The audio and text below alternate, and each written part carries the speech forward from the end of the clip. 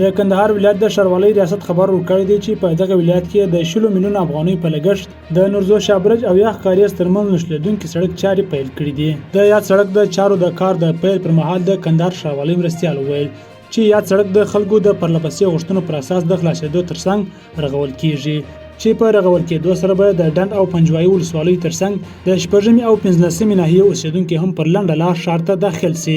د معلوماتو له مخې دغه سړک 130 متره اوږدوالی او 25 متره سور لري چې 10 میلیونه افغانۍ لګښت پرې راځي او چارې به په 3 میاشتو کې بشپړ سي.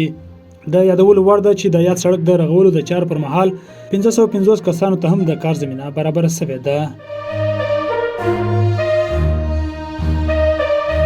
د احصایې او معلوماتو ملي ادارې په یو خبرپاڼه کې ویلي دي چې روان کال د هیواد په 14 ولایتونو کې له 190,000 هکټاره کرنیز ځمکې څخه 400,000 ټنه د وریجو حاصلات ترلاسه شوي دي.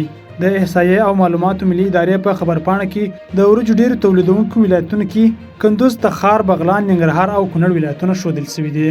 په خبرپاڼه کې زیاته شوې ده چې سږ کال د خوراکي توکو، کرنیزو تخمونو او ضایعاتو په ګډون 688,000 مټریکه ټنه وریجو ته اړتیا لیدل کېږي. له دې رقمه داسې ښکاري چې افغانستان په دې برخه کې په ځان بسیاینې ته نږدې شوی دی.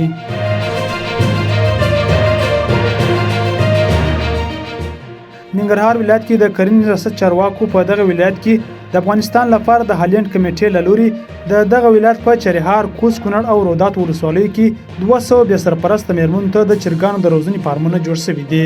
د یاد ولایت د کرنې ریاست مسؤلین وایي چې د یادو اړمنو میرمنو هرې یوې ته د چرګانو د روزنې په موخه 10 کورنۍ چرګې، 15 کیلو د چرګانو دانه، درمل او د فارمونو اړین وسایل هم ویشل شوي دي.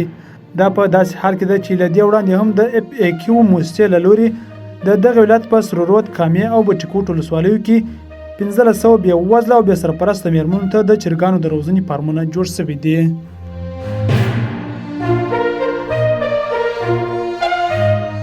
د افغانستان او متحده عربي اماراتو ترمنځ سبا جمعه د 3 شلاوریزو سیالیو لوبلړۍ پیلیږي. د معلوماتو له مخې د دواړو لوبډلو ترمنځ لومړۍ شلاوریزه لوبه د افغانستان پر وخت سبا ماښام 6:30 بجې د شارجې په لوبغالي کې ترسره کیږي. د افغانستان کرکټ بورډ د مهالویش له مخې د افغانستان او امارات لوبډلو د دغه لوبلړۍ دویمه لوبه د ډسمبر پر 31 او دریمه د جنوري پر 2 نیټه ترسره کیږي. د یادولو وړ ده چې تر دې وړاندې د دواړو لوبډلو ترمنځ 2 تمریناتي 500 ورځې سیالۍ ترسره شوې دي چې دواړې هغه افغانستان ګټلې دي.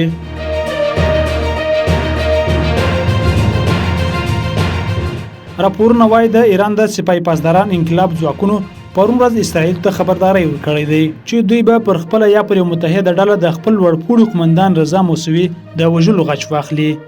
دغه ایرانی جنرال د تیر دوشنبه په ورځ د سوریه د پلازمینې دمشق ته نږدې د اسرائیل د میزایل په برید کې وژل شوی دی. د اسرائیل پوز په دې تړاو د یوازې دومره ویلي دی چې د بهرنیو رسنیو د راپورونو په اړه تبصره نه کوي. د فرانس پریس خبري اژانس د راپور لمخې د سپای پاسداران انقلاب ویان رمضان شریف بیا د غچ اخیستلو د چمتووالي خبر ورکړی دی. د اسرائیل پوز په وروستي کلونو کې په سوریه کې د ایران د اړوند اهدافو ګڼ شمېر بریدونه ترسره کړي دي.